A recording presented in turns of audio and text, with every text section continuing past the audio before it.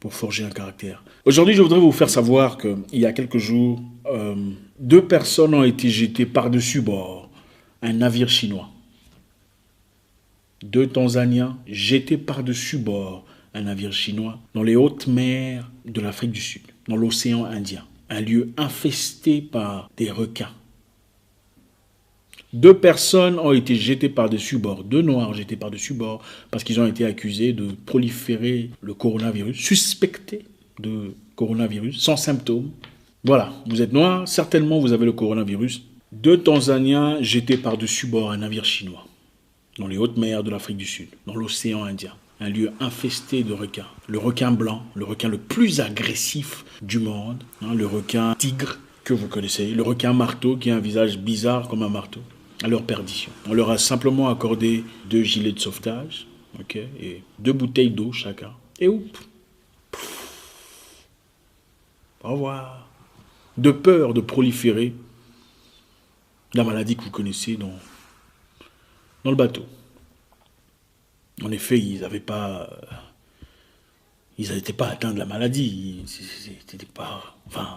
Ils sont noirs. Ça fait pitié.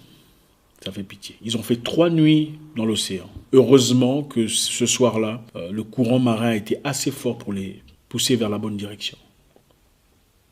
Et arrivé, évidemment, les gardes-côtiers, après avoir fait des petites investigations, ont poursuivi le navire pour appeler en justice ceux qui ont perpétré ces choses. Et évidemment, le capitaine chinois ainsi que son équipe, son membre d'équipage, ont été appelés à la police devant la justice, où ils ont plaidé coupables pour tentative de meurtre.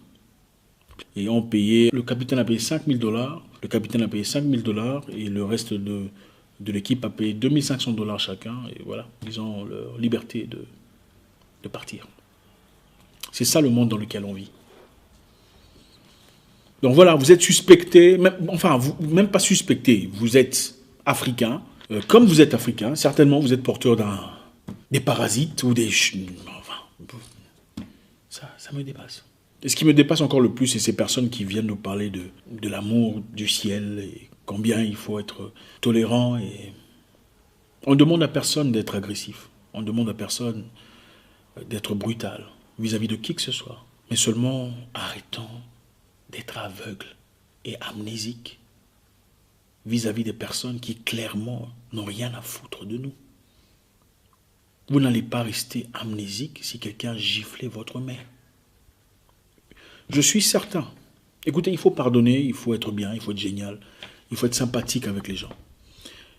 Mais je suis convaincu que si Jacques, dans la Bible, giflait Marie, la mère de Jésus, Jésus ne dirait pas, Jacques, comme tu l'as giflé à gauche, gifle-le encore à droite, parce que c'est l'amour du ciel.